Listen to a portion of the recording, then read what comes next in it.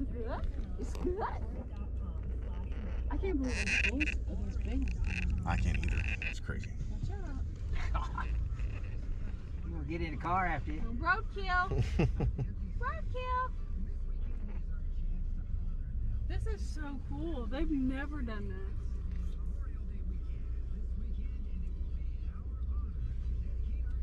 I don't know what those things are.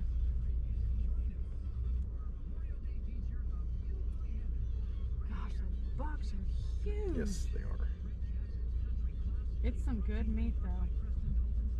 They gave us a bunch of it when we first got here.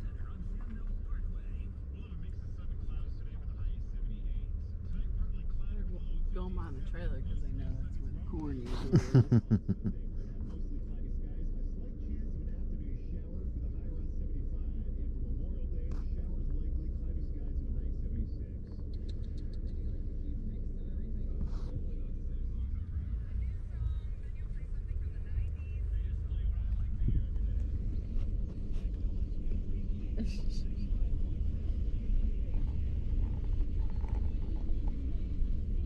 But I don't know what these things are.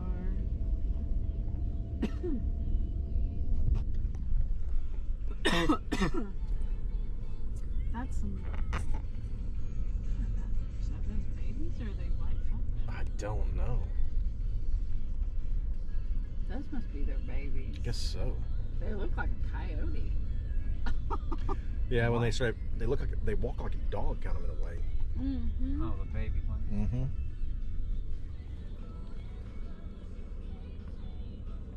Yeah, those are their babies. Those aren't the white though. These guys. See, and I don't know what these guys are, but they're so pretty. Those right there. Yeah.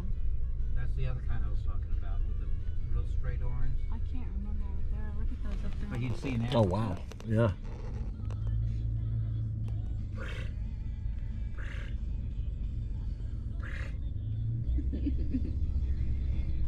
It's like being on safari. Yeah. It's pretty cool. This is the best that it's been since we've been out here. Maybe they're probably used to our truck. Usually, I guess they see a white truck.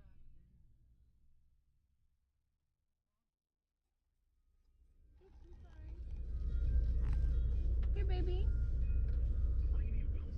You don't like it?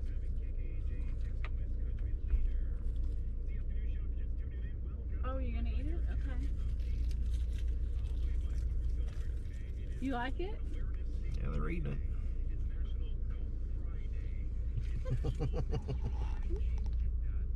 Come on.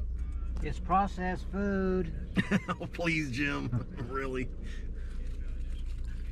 I'm surprised they're eating them. Wait! You gotta let everybody else get some. You can't get them all. Oh, they didn't do this when Kylie was here. She would have loved it.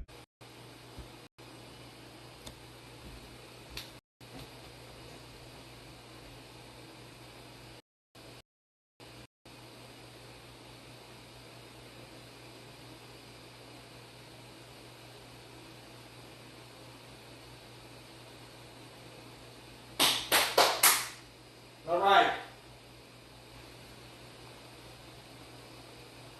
Oh.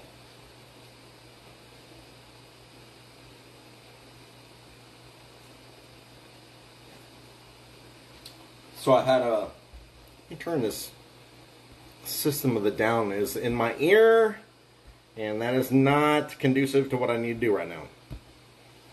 Ooh, it's loud. All right. Can we get something a little bit more calm than that? For all this nonsense. Cool. Welcome in on an Easter weekend, man. We're just chilling, honestly. Checking on a few things. We need to put the TPU up. We're done with the Flex TPU. We just printed Mikey Mike's tires on his planes.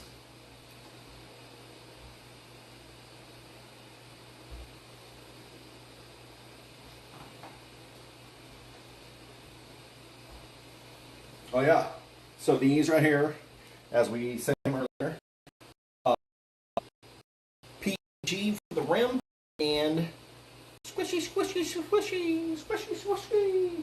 So we need to put the TPU back in the thing here. And always like to vacuum seal my stuff. Where's the box for that? Here we go. So I do keep my seal bags, keep the silica, the desiccant. I mean, I haven't had an issue. Back the camera up a little bit. Hopefully it calms down in that room. I'm sorry, that room's a little bit electronically weird. Anyway, I like, a lot of people talk about that, like to store their stuff, you know, and I have never experienced a hydration of stuff. But then again, having been printing that long, and my prints are not that much where I would know if there's hydration into the prints, right? So, but I'll keep that in mind. And I did buy a vacuum sealer, right? So when I get done with something, I'm going to re-seal it up. And, yeah, that's all you did, right? Desiccant's back in the bag. We'll get some extra desiccants left over. Just use them too. And just seal that sucker up.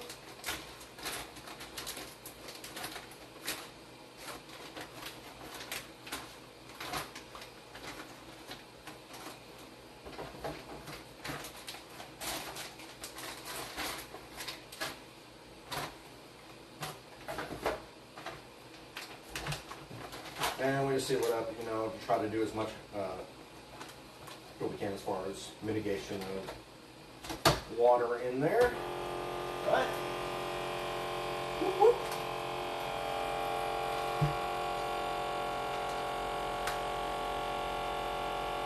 Once again, I don't know how much difference it makes, but I'm not one to judge. Honestly, I already had a vacuum sealer, so I'll just use it to my advantage, right? Big deal. And as long as you don't pull too much on these cardboard frames, some of these are cardboard frames. If you scrunch it down too much, it will bend the cardboard. If it's one of these plastic ones, thingy things, no big deal.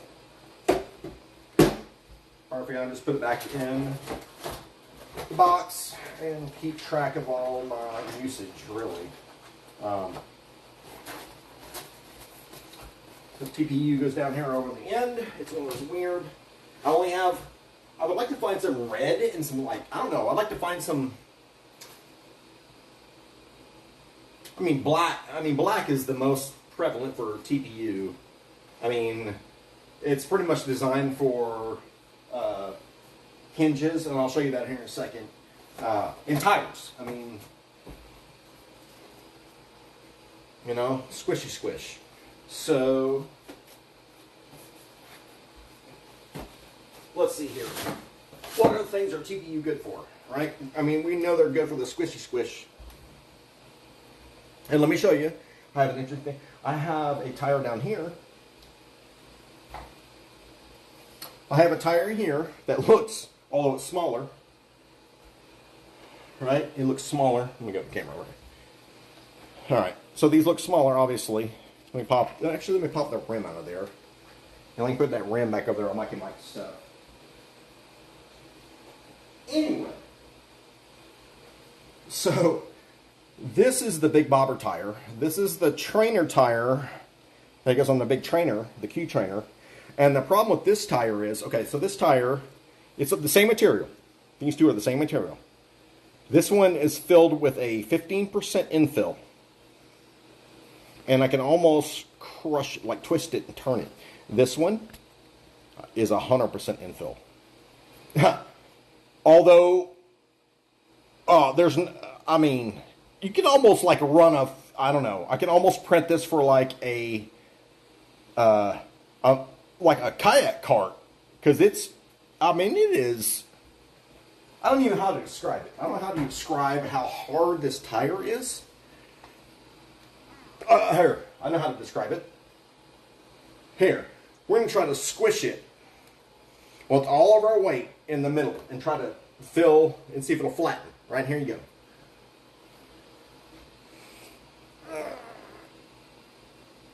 I don't know how that came out, but dude, it's hard. It's hard. 100% infill. Does it weigh a lot? Let's see how much it weighs. That's an interesting question. So, let's take the weight difference.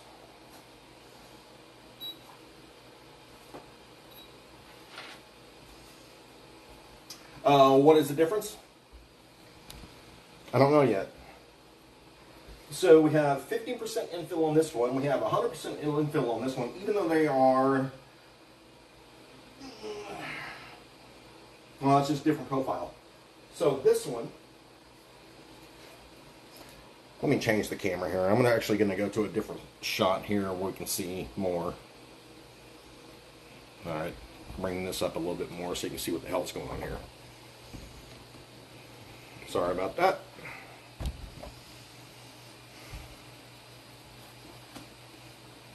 Okay, back to my thing.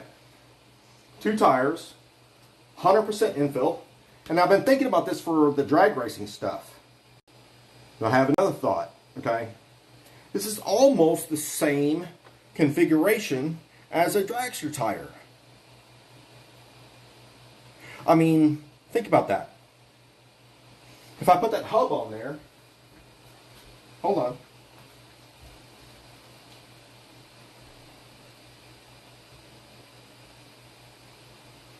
Now, I know you're not going to put a hub on there like this, right? So the insert for this is this, right? So it's a airplane insert. If I can get a good shot of it. It's hollow. If I get the camera to see through it, right? And it's supposed to slide into the tire, which it does with a snap.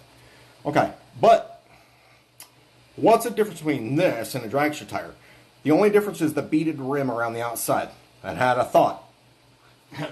But before I make that thought known, which I really don't want to do, because I have a thought how I can make proprietary tires like this, that, honestly, I'm just going to show you how hard this tire is.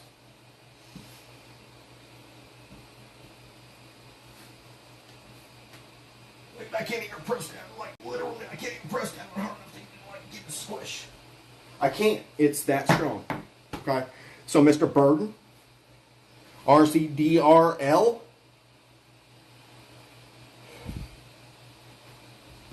I don't know what to tell you. Okay? Okay. Now, my second thought on that is, if you wanted custom tires, squishy tires, let's say you did 100% infill. If you produce a print for me of the profile tire that I want and produce the amount of softness you want, send me, I will do it for free. I'm going to tell you right now, I will do it for free because I want to see how it's going to work. And I have one other option here, and if anybody signs up for that, to, give me some measurements. Let's work with the patterns and all that stuff and see, because this is pretty cheap. I can buy a whole roll of, I know those foam tires, okay. Those foam tires for RCDRL. The foam tires for RCDRL and all that stuff cost how much? How much? Man, I wish Steven, I don't know if Steven's watching right now. I don't know who's watching right now. But I will say, I'm going to ask a question. How much does a foam store-bought tire for RCDRL cost? I think Steven told me at one point in time it was $30 to $40 a set. Okay. I can print like 1,000 tires for $30. Okay, this is the TPU material. And this costs $30, $25, $30, whatever. I can print 1,000 tires off this. Probably. Maybe not 1,000 tires, maybe probably a good, all depending on size and strength and infill and all that, probably at least 100 tires. I printed quite a few tires off this one, and we're not even close to being finished with it. And what's the cost of this? Like I said, 25 to 30 bucks. So, I'm going to put that thought out there. If somebody sends me a print or a picture or a drawing, could probably absolutely secure this to this and flatten it out, right? I think, if I'm thinking about a dragster tire, now, I'm going to say one more thing.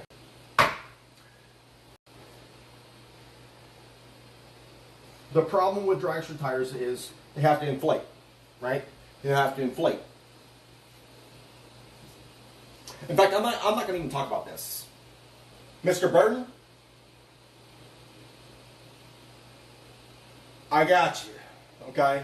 I'm only going to say one thing. I'm going to say one thing really quickly, and if you don't get it, you don't get it, and this stream's going to be gone really quickly. This has air in here. So, of course, it's going to pop up and blow up. What if you take that particular physics design and you modulate the air inside the webbing? Okay, so what I'm saying is that you saw the infill, that there's some pictures out there and you can look it up yourself, okay? As the infill goes, there's pockets of air in there. And at some point in time, when it closes the top up, you could put a valve stem in there. I'm just going to say that. And that would be interesting to try. And I'm going to leave it at that. And I'm going to actually probably take this video off pretty quickly, because that thought would let you do a lot of things. It would let me do air pressure in a molded tire that I made myself. And it would almost let me inject nitrogen if I wanted to. Okay? Which is a true aircraft tire does not have, and I thought about that. The reason why I thought about that is not for RCDRL. Let me say that right there. The reason why I thought about that was because an aircraft tire, well, let's say, well, it's pretty simple. Let's say I put this kit out, okay? Let's say I put something, I feel like I'm good at this stuff and I can put a kit out. Well, what happens if I send a kit to Africa, and I send a kit to the Antarctica, or I send a kit to the Canada, or whatever? Their tires are going to go like, but what if I can put nitrogen in there? Because what if I send this tire to the North Pole, it's going to be flat. I mean, it will be stupid. In fact, it'd be funny to see what it does, right? Because obviously the air inside here that has water vapor in here is going to shrink the tire. But what if I could put a valve stem in here? A little miniature one. Right? And at the very close-up of the tire, of the very last layers, well, it wouldn't even matter. Because what I'd have to do is take that infill and put a channel in the middle of it, which I could do. I have the STL files. And then fill this tire with a gas instead of the air that's here. That's a thought one. Okay? That's the first thought. How could I help the technology that I've seen out there on the track? When I went to RCDRL, I'm like, they're blowing up tires all the time. But they're buying tires all the time. Okay? Hey, I don't want any money, really. I mean, hey, I tell you what, I want some. If I come up with a patented technology, which is probably the reason why I should be talking about this in the first place, yeah, whatever. Well, actually, I don't mind talking about it because it'll be time-stamped, and if somebody does come up with a better idea, well, good luck. So, my other thought. How are you going to lock a bead into a tire if there's no bead? So if I squish, like this flexible tire, if I squish it, it has no bead on it. I can squish the middle of it, right? So I pretty much can't lock a rim onto it that well. It's going to slip. Glue, break, cool, all that. Glue's not going to work. Glue, or even the only true way to do it is to put a bolted rim in there. So you also need a bead around the outside. Had a thought.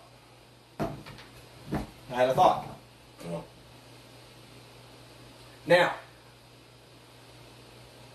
much like somebody's asked me before, I don't have a printer that can do two different materials. Okay, my printers here only have one head. Now, I do know somebody, Mr. Robert McNally, that has a printer that has two heads on it. Okay, so let me put that out there. But we'll do it the old school way. If we have one printer, and we want to, let's say that we want to lay a ring of carbon fiber, which is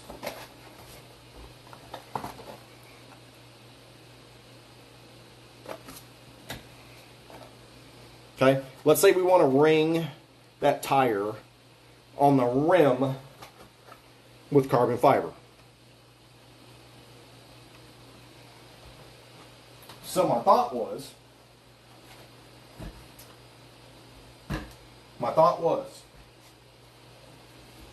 if we can go back to the slice on any one tire, doesn't really matter. It doesn't matter size, circumference, shape, whatever.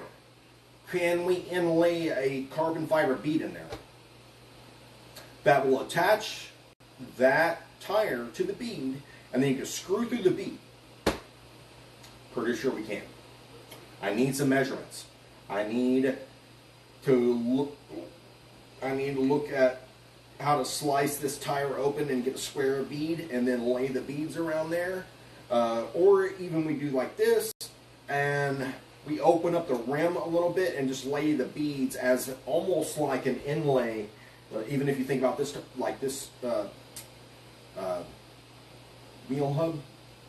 But we inlay that in the middle of the print, but almost attached to the print. In fact, there would be a place in the print that inlay would go into. That's hard to understand, but we can pause prints in the middle of the slice. So as we're slicing this thing, right, we're slicing. At any point in time, we can stop it, and we could change material. Okay, we could change material. If I had a 2-filament printer, well, whatever. So I don't have to mess around with that. Can we stop the print? Let's say we got to the point where we want to lay a bead here, lay a flat bead. It's concave, we have to print a flat tire. But let's say we want to lay a bead right here. When we lay our first prints and leave a place for that bead and lay the carbon fiber in that and then go back to the TPU and change filaments and all this stuff. I think it's possible. It's not that difficult.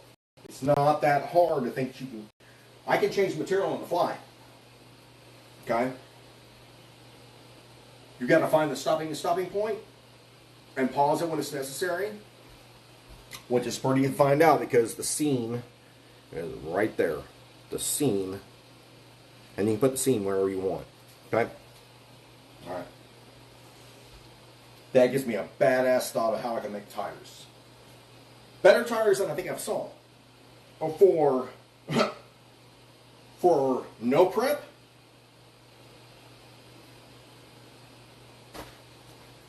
No prep TPU tires. Whatever. I don't know. Just tossing it out there. Just tossing it out there. Now, what have we accomplished? Let's see. And nobody's chatting. I'm mad at you guys for not chatting with me. Okay? Just saying. If you're not chatting with me, get the fuck out. Don't enjoy just watching. If you're not here to chat, get the fuck out. I'm just telling you right now. If you're not here to chat, get the fuck out. Right now.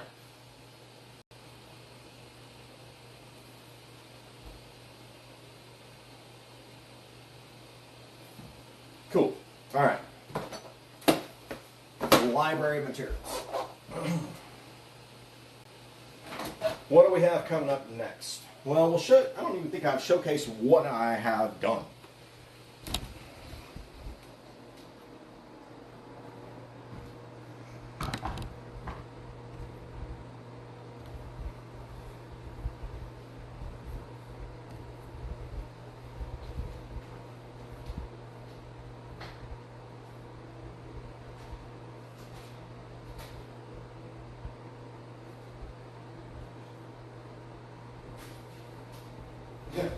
Somebody asked me, my sister asked me, she's like, well, how does this plane come? How does this plane come? You know how this plane comes? Right here. This is how this airplane comes. In fact, I'm going to take the, let me take the other wing off the desk here because that's kind of annoying. Yeah. This is the another wing I'm printing for the real Cub, not the Carbon Cub, but the real Cub. I've been trying this thing for like years, not years, but anyway. So how does this come? It's off the table. How does this plane come to me? And somebody said, "Is that 3D printed?" I'm like, "Yeah." Well, how's it come? I'm like, right here, right here. That's kind of silly, but that's the way it comes. Okay. So how does it really come? Well, this is not a licensed plane by me. I did not make this plane up. It's just like every other kit in the world that I've ever, I know how to go to the places where I need to and use the utilities that I have, which are the 3D printers, right? So if you go through this, which is many pages, all right, but really it boils down to, there's two different parts. So you have different parts. You have the printing manual and the construction manual. Okay? This one is the most important when you're starting because this shows you how to set up all the different parts. When I say that, I'm not going to get into it, but you'll see some, well, I'll show you. F it. Let me find the page.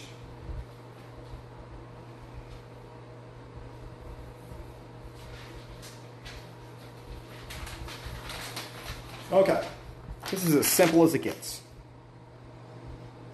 These are all your profiles for this. Okay, as many pages as it is. Because all it boils down to is a matrix of how you print different things. Some things are full body, some things are hollow body, some things are wings, some things are flex, like all the landing gear. Some things, I have not ever printed this one before. Well, I have, and I got to work on my lightweight PLA thing. Okay, so this is the guide. These are the instructions. And it's pretty simple. Okay? You set those profiles up in Cura. And then you go through each. This is the print, right? We haven't got to the constructions over there. And in fact, see, I'm going to turn this way. Because this is the construction. This is the print. Okay? This is Mikey Mike's. I'm working on him. And all that stuff. Anyway, let's go back to this. So as you do, all you do is you just go through and you print all these things, okay? And it shows you all the profiles in there. And let's say I'm going to print the battery box. Well, it shows you what profile to do. And it shows you if you need to make some modifications right here. See the modifications? And if you've never worked with Cura before, you don't want to know what this means and all that. But they give you the modifications to the profile as you go. What is this going to say? Wall line counting. So this is the, like this one right here. This one right here. So this one is this print, right? And it requires a certain line print and all that stuff. It tells you the material and how much it should weigh. Now I printed this an interesting thing. Let's do a comparison here. So that original print says do this one in PLA. And it's supposed to weigh 10 grams. Right? So let's take this print that I made for Mikey, which is the PETG, because I didn't print it in PLA, like I did that one over there, and let's see what this one weighs. Did I stay in spec? I don't know. Let's see.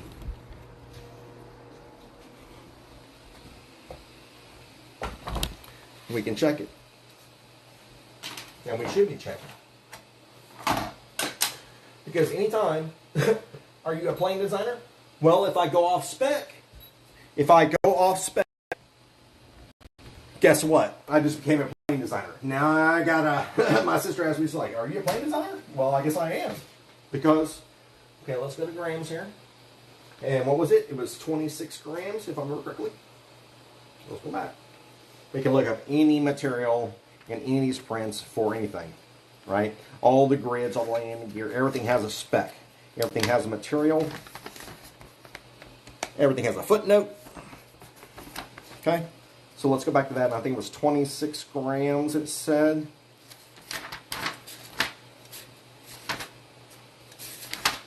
Right there. No, 10 grams. 10 grams on that one. So let's check it.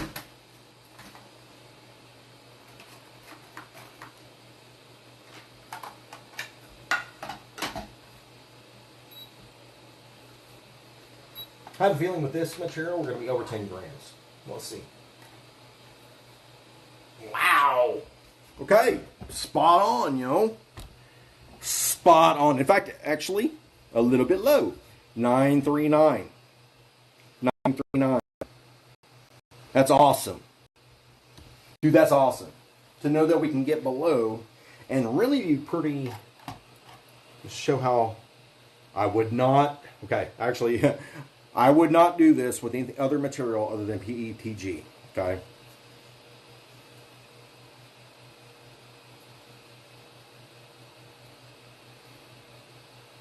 Just saying. Okay, we'll do that with another one, and then we'll show you. Okay, that's awesome, man. We got underneath the margin. Mike's gonna be happy, man. This is awesome. This is fucking awesome. It's really cool that we got under the margin. I'm gonna have to weigh the other ones because I think what we'll do is with this print, since because I compensated for, how do I say?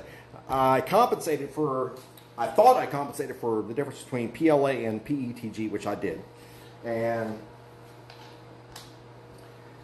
there are some hard things that come with PETG. I'll show you some challenges that I have with all this, right? So, there's some really small parts in here that the smaller the parts on PETG don't work out very well.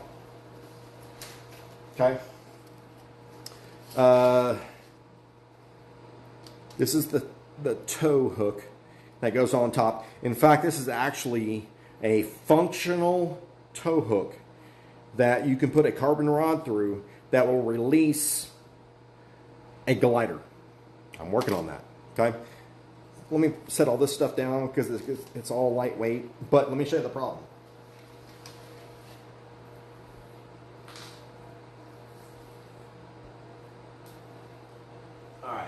So when you get down to printing really small things, okay? Shit! Just like that. Really small things that like to fall off the fucking wagon. Ow! Alright. Hopefully I can keep all these in check here. Because every little thing on a kit is pretty important. All right. We'll do the taco thing here. We'll do the taco thing. All right. These, and you can see how big my finger is compared to these. What are these? These are the parts that hold that whole frame together. These are little supports, and you can see what happens to some of the supports. Okay. So some of them are really good. Some of them are really bad. As far as their structure. See that? Shit! Well, they're not all bad. They're all on the floor.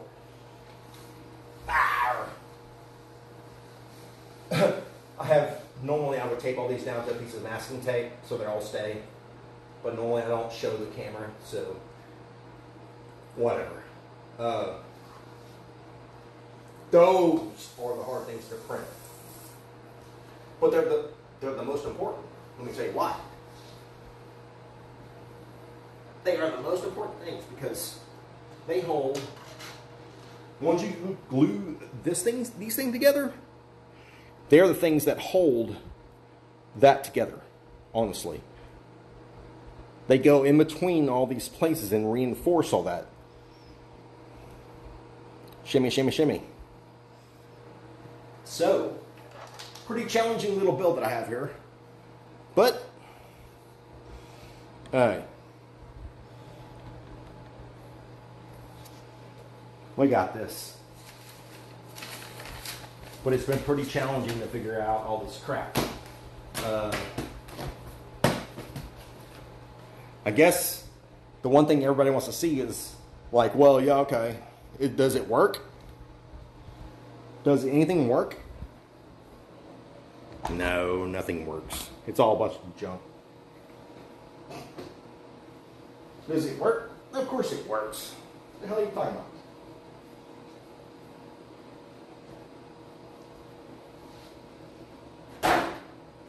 Love that landing gear, yo. That's the coolest landing gear ever. Does it work?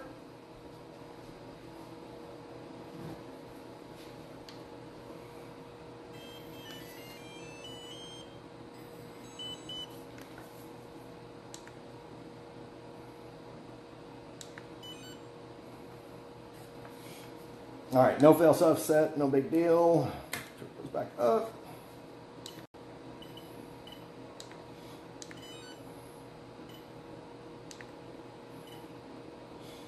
What is it doing to us? All right. We don't need a fail safe set for here, although we probably should.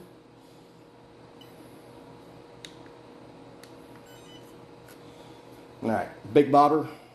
Profile setup for the big bobber. Does it run up? Does it run up? I don't know. Does it run up? We're going to find out. I think it should, right?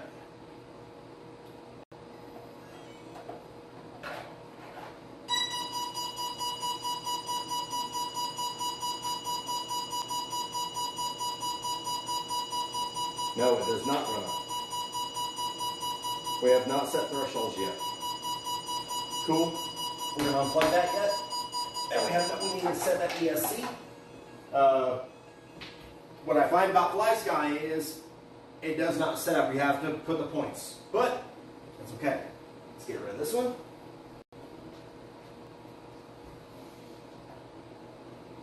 Because the trainer is ready to rock. We're going to shut this one down.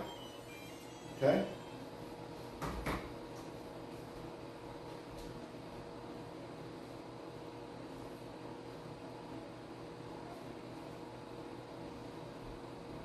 Now,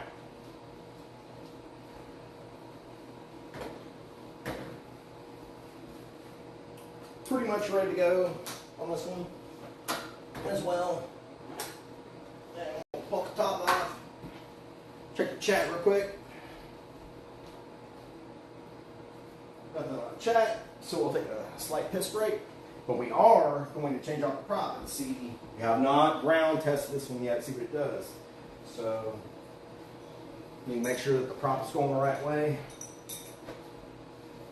Pop this one out quick. Cut myself. They pretty much are the same size. I can almost use the same prop, although I need to buy some other props. Pop this prop off.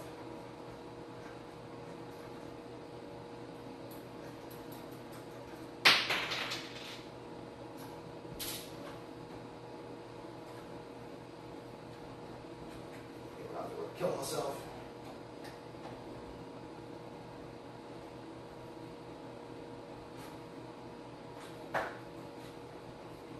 Rock and roll. Take it back on now. And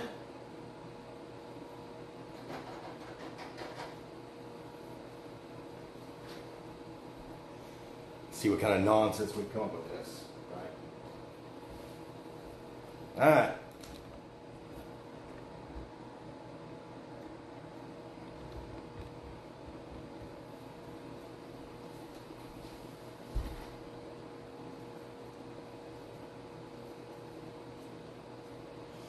Yeah, I have not done the power test on this one yet. It's going to be fun to power test this one. Should get it correct. Good, no slop on the prop.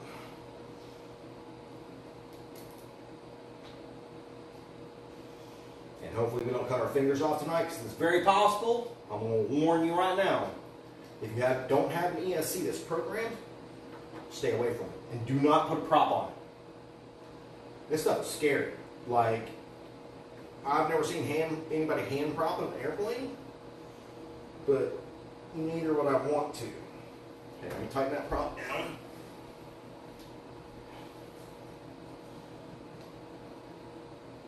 The scary thing about electric is, I've dealt with gas before. Gas was scary, okay? Gas was scary because you would have a little handle, and you would, do your thing with the glow plug, and you don't stick your finger. You could stick your finger in there, but what happened if it kicked back on a Harley? Take your fucking finger off. So, same thing with the electric, right? If that ESC is not programmed and you got your finger anywhere near around it, well, you're not going to go to this grave with all your body parts. Doesn't that sound good? I think we cracked that prop. Let's just do a run up. Put this on the leg.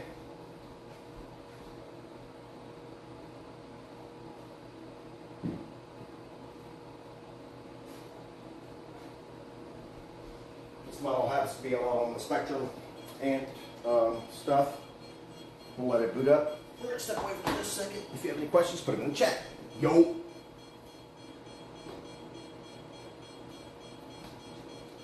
Nobody's chatting with him. Not happy about that. That's okay.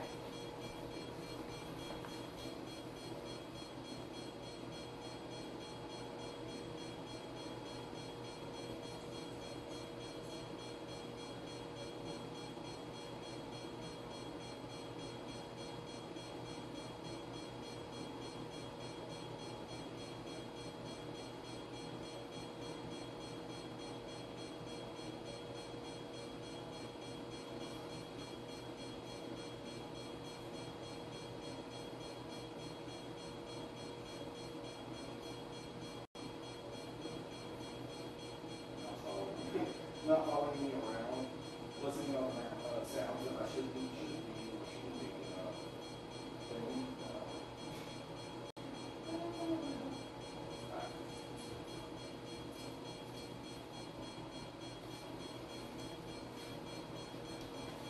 Let's look.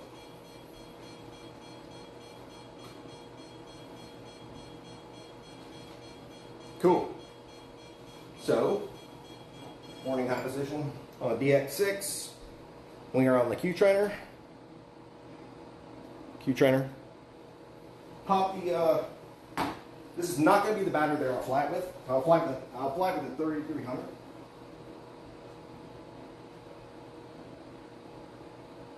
But we'll toss it in and see if, because we have not synced this one up either. So let's see if, because this has a whole nother ESC and a whole other thing. Let's see if it just immediately binds up. I don't know if it will. I think my headphones just died, but I'm good. All right, let's see if it'll bind up. So, these things out. They're dead.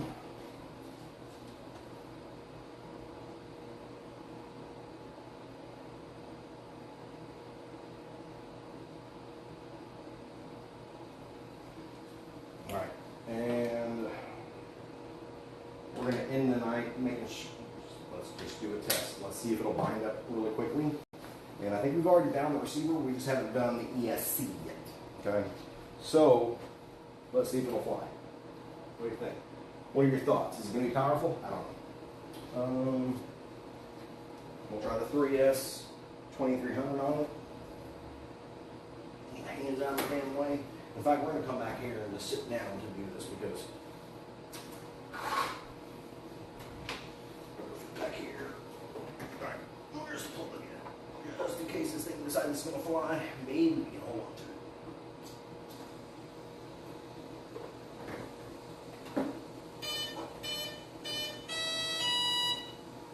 it. Okay, we got a 3-tone for recognizing 3S. So, Spectrum stuff is way better. This ESC is a good ESC. It's not like a cheap one that I put on the other one. I am keeping with the Spectrum. I'm keeping with good quality stuff. You know, you gotta do what you gotta do. So let's see if it'll power. Here. Oh, I'll do that. Let me grab this remote. Let's put the cover on. We ain't gonna fly in, right? So hands out of the way. Cover on.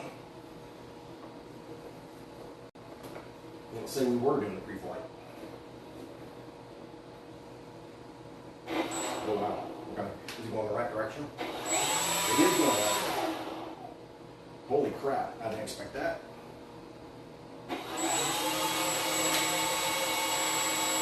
Well, let's see what we got.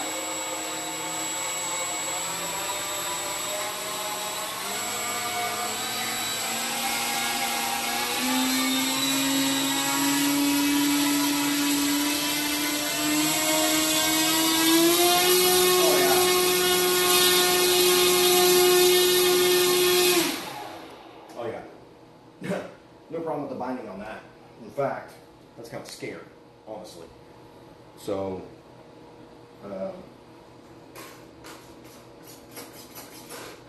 where are we at on the control surfaces? We have to do, okay, where are we at on control surfaces? Well, yeah, we got a problem. We have a problem with the elevator, okay? I have already figured out through that rudder. Might through that as well. I don't have the elevators hooked up right now. The elevators and the throttle apparently are the only thing that works. I'm going to have to revisit what the hell's going on with the throws here. The piano wire, it's just not working. I mean, it works. I don't even see that. But the throws on the rudder,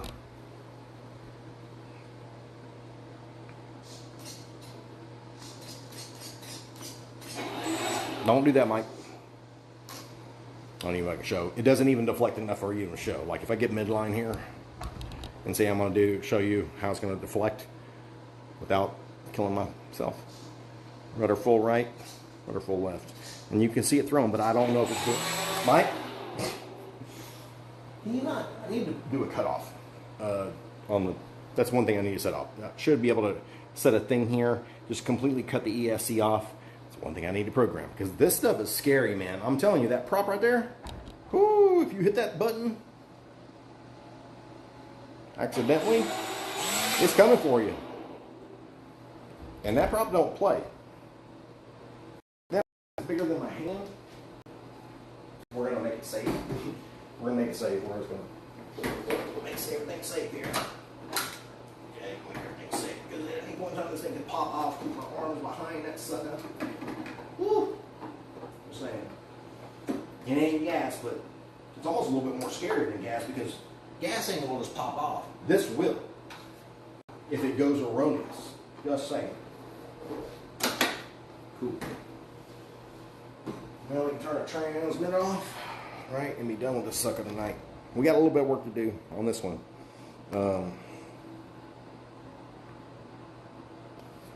We got a little work to do to set everything up. I think what we need to do for sure is, instead of our screw on it, it's a beautiful model, okay? The elevators, or excuse me, the ailerons, perfect. What happened was, when we attached all of the sections on the body, the push rod areas, and you'll see it right here, they go all the way down the body, okay?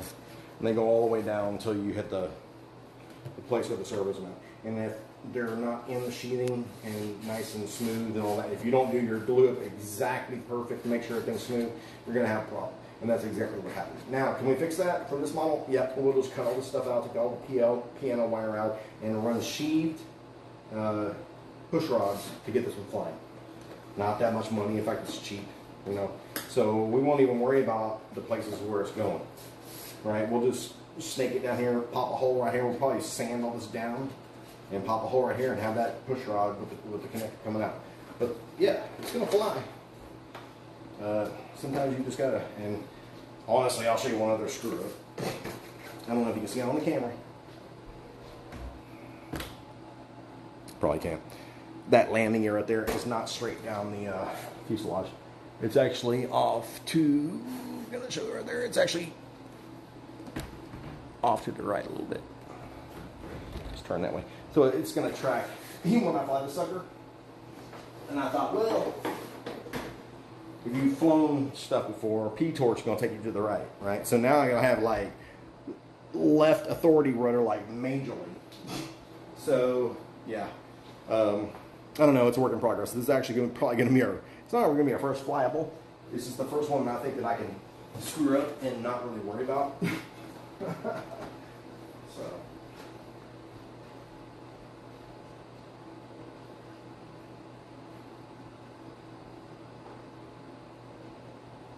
But yeah.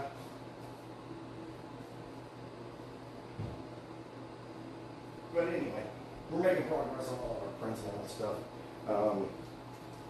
We will definitely, this maybe on this build, which is going to be Mikey's build. Right, this build right here, which is the same thing as this, just different color, different material.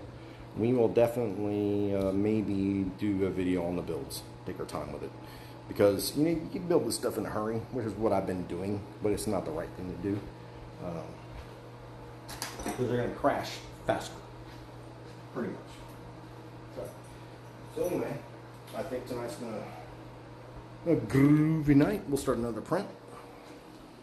You know right here, because you have to start prints when you go to bed, right? So what's done here?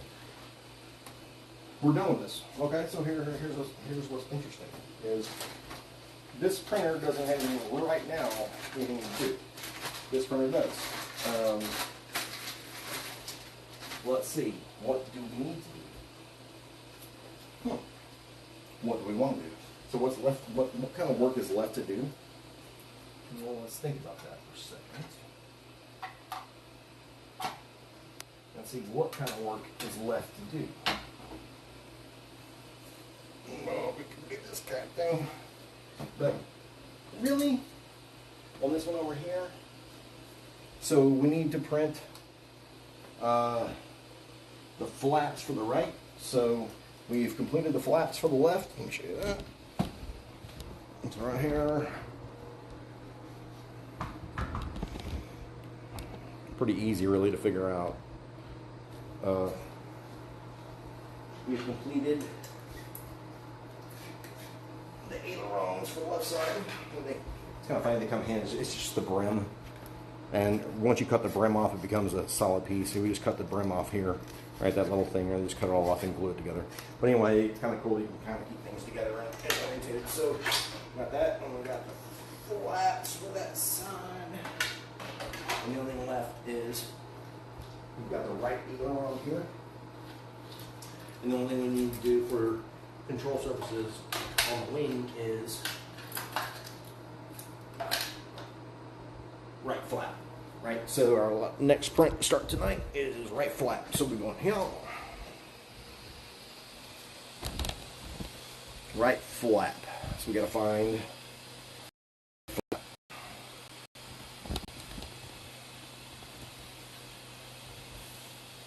And what we'll do is we'll go ahead and set the nozzle temperature. We're doing a print on this at 220. So we'll set 220 on the NOS temp. We'll set 60 on the bed temp.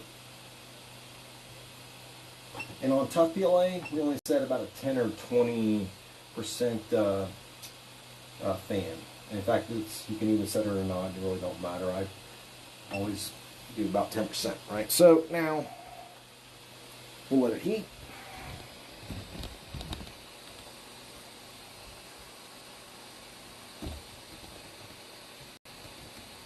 And the bunny, you're in the way, yo. You're in the way. All right, so we're waiting for this. You can see the temperature down on the thing there. It's kind of hard to read, but we're waiting. The top left-hand number is the bed, or the NOS temperature. The bottom left-hand, and your optics. It's probably going to break up in here because this is what always happens when I get in this room, but we'll see.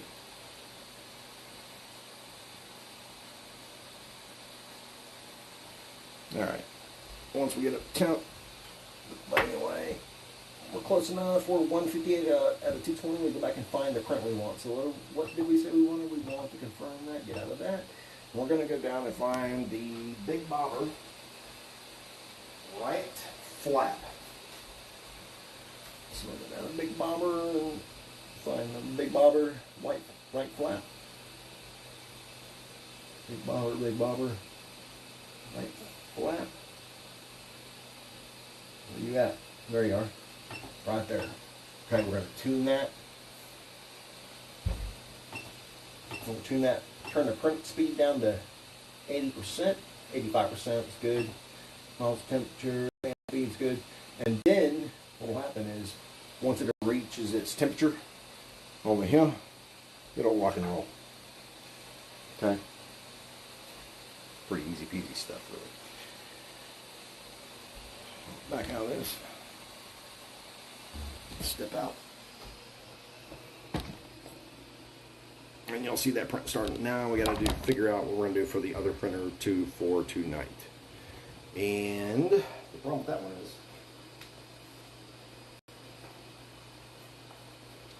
we don't have a mission for that one right now. So, well, actually we do. Because we've had a problem with this printer. In fact, Mr. Reefy, when you watch this, you didn't get to see my rant on Creality, bro. But I'm going to show you right here. Right there. Okay. I'll put the other thing back online. Really mad at what happened to this printer.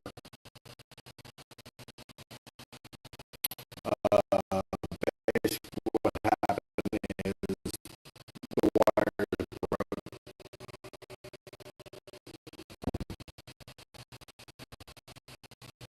The wires broke.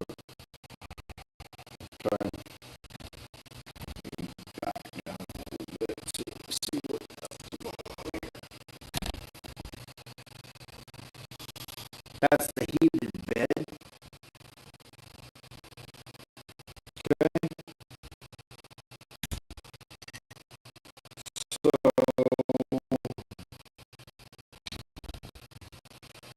with all the movement and all that stuff, those wires broke. In fact, they broke right there. Right here.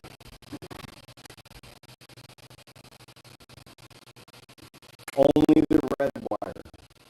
It's 24 volts coming in. If I flip this bed over, it's 24 volts.